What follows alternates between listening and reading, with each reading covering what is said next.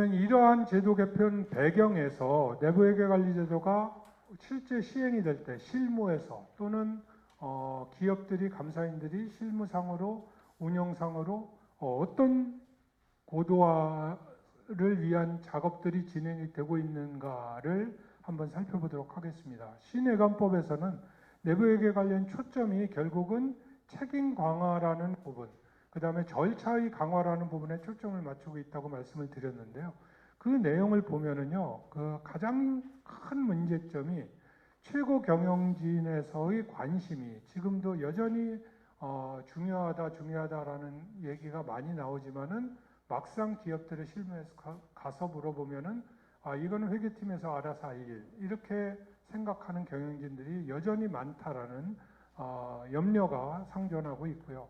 그리고 이번에 여러 가지 제도가 강화된 부분들이 많다 보니까 특히 중소기업들의 경우에 이러한 부분들을 이제 의식의 어떻게 따라오느냐와 함께 동시에 실제로 그런 강화된 제도를 따라올 수 있는 역량이 되느냐, 그런 거를 위해서 어떻게 해야 되느냐 하는 부분들, 특히 이제 내부 통제에 관련된 전문 인력의 부족, 전문성의 부족, 이런 부분들을 어떻게 보완할 수 있느냐 하는 부분들이 여전히 염려되는 부분들이 있고요.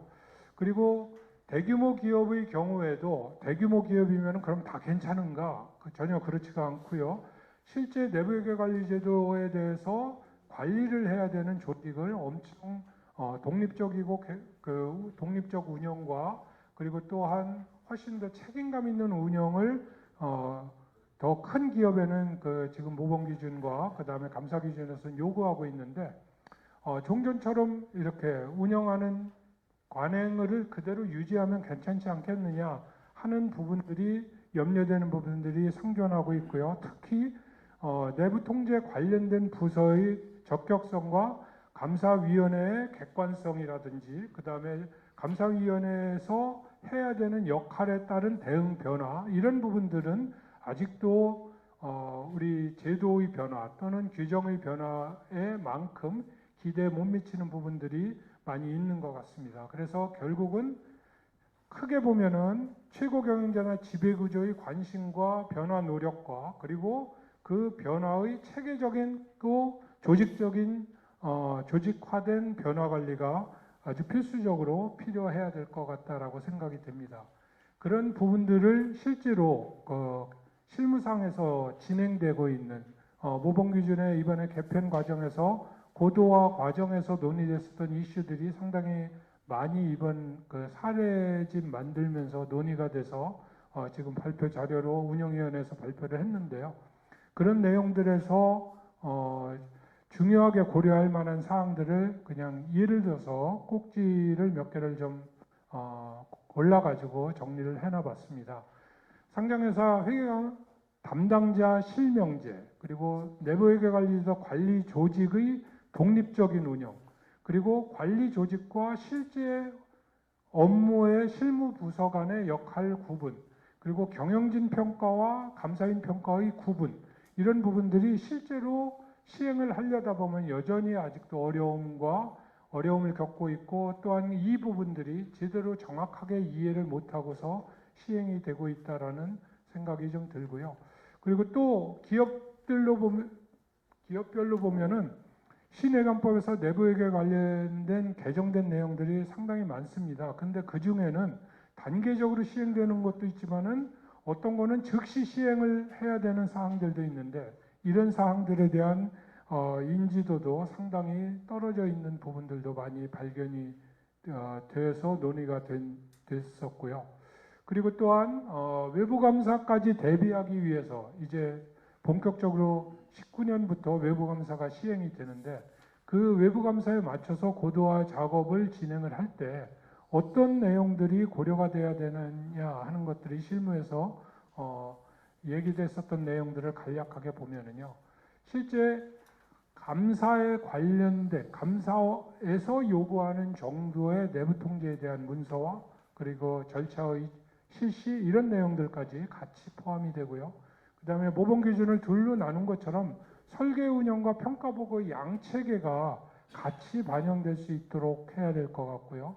그 다음에 최근에 여러 가지 테크놀로지의 발전으로 인해서 실제 기업 실무가 엄청나게 많이 변화하고 있는데 그런 내용들까지도 같이 커버할 수 있는 이러한 회계 재무 리스크 관리까지 내부 통제가 같이 커버를 할 필요가 있을 것 같다라고 생각이 되고요. 그리고 또 이제 감사와 대비해서 여러 가지 가장 대표적인 문제점들이 종전에 관행적으로 진행됐었던 많은 내부 통제에 대한 절차들이 여기에서 말하는 것처럼 문서화까지 돼서 나중에 감사까지 받아야 되는데 그러한 문서화되어야 되는 정도 또 심지어 감사인별로 또 판단에 대한 요구하는 수준의 차이까지도 상당히 많이 논의가 실무상으로 된 바 있습니다. 그래서 이러한 감사인별로의 차이 또는 중소기업형 가이드라인 또는 중소형 감사인에 대한 가이드라인 이런 부분들이 다 지금 현재 상당히 많은 조율 노력이 필요한 부분들이 있다라고 생각이 됩니다. 그리고 연결을 이제 시행은 지금 당장은 아니지만 몇 년이 남았지만은요. 그런 연결 차원에서 또 내부 통제가 도입이 되기 위해서는 또 지금 고도화 작업을 하면서 연결까지 감안을 할 수 있는 셋업을 종속회사까지는 아니더라도 지배회사 차원까지는 반영할 수 있는 부분들이 상당히 많이 준비를 해야 될 사항들이 있는 것 같다라고 생각이 듭니다. 대표적으로 보면은 복수사업장의 관점이라든지 회계정책집이나 철업 어카운트라고 하는 계정과 목표 이런 내용들 처음부터 코딩을 안 해놓으면은 나중에 가서 코딩 작업을 하는 것 자체가 엄청나게 이중 부담이 될 수가 있거든요. 그래서 당장 종속회사까지는 시행이 되지 않더라도 모 회사에서는 연결까지 감안한 고도화 작업을 지금 준비해야 되는 거 아니냐 하는 얘기들도 상당히 실무상으로 많이 얘기가 있었습니다. 그리고 계속 얘기가 나오는 내용이지만은 최고 경영자의 관심과 그리고 집중적인 노력이 필요하고요. 그 톤에터 탑으로 이렇게 표현을 합니다. 하고 있죠. 그래서 그러한 실질적인 내부 통제가 실행되기 위한 핵심적인 전제 조건으로 톤에터 탑을 많이 얘기를 하는데요. 그런 내용들과 그리고 또한 기업 문화 또는 조직 내에서 아예 내부 통제 자체가 내재화되어서 그게 시스템으로 회계 투명성을 위한 절차들이 돌아갈 수 있도록 챙겨야 되는 부분들까지 그리고 아까 말씀드렸던 절차적인 확대가 단계적으로 확대되는 것까지 미리 준비할 수 있는 부분들은 미리 준비가 필요하다고 생각이 됩니다.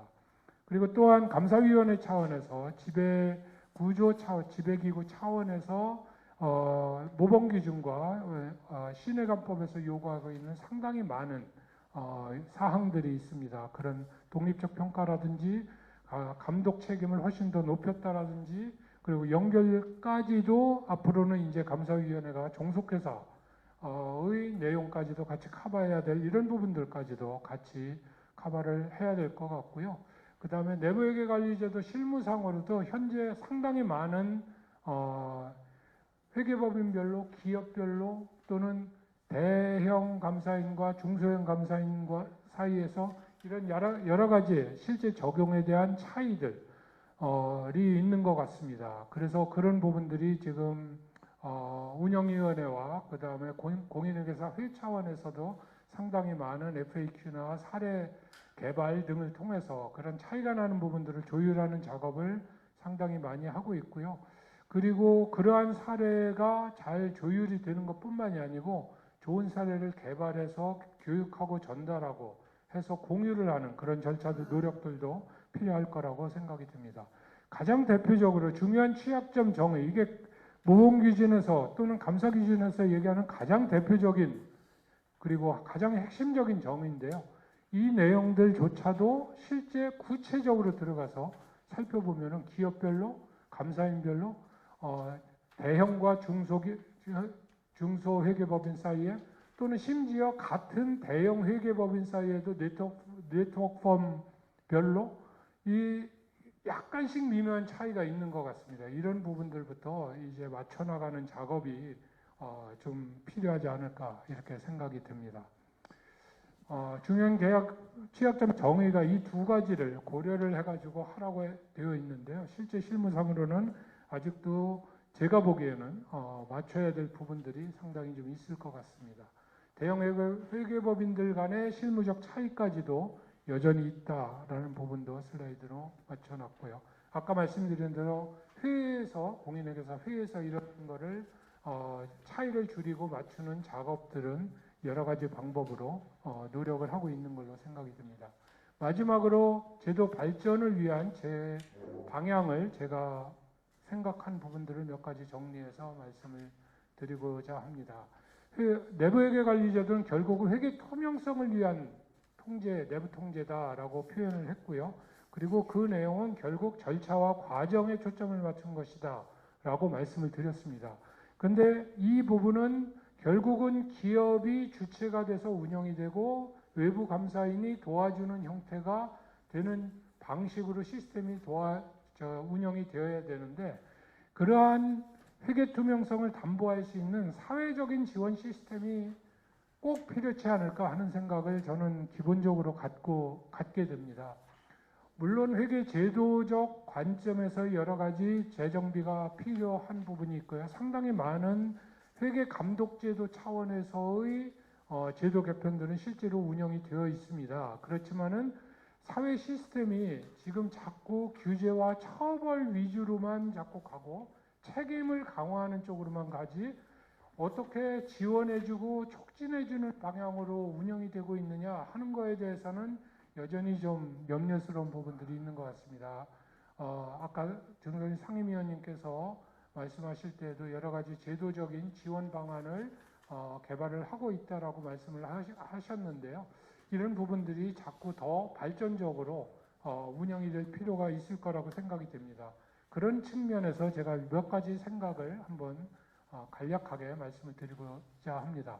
첫 번째는 최고 경영자와 지배기구와 그 다음에 감사인의 역할에 대해서 지금 현재까지 내부 회계 정보, 재무제표에 대해서 역할이 구분이 되어 있었던 것처럼 내부 통제에 대해서는 아직 시행 이전이기도 해서 그렇겠지만은 이런 부분들이 명확하게 역할 분담과 그리고 서로 상호 협조의 관계가 아직은 정확하게 정립이 되어 있지 않은 것 같습니다. 이런 부분들이 좀 필요할 것 같고요. 그리고 당장 올해부터 시행이 된 표준감사 시간이라든지 주기적 감사인 제도 이런 부분들이 내부 회계 제도의 개편과 맞물려 가지고 어떤 거는 더 어렵게 만들고 어떤 거는 또 제약 조건을 만들고 뭐 이런 형태로 좀 삐걱삐걱 한다고 그럴까요? 그런 측면들이 일부 벌써 눈에 띄기 시작하는 것 같고요.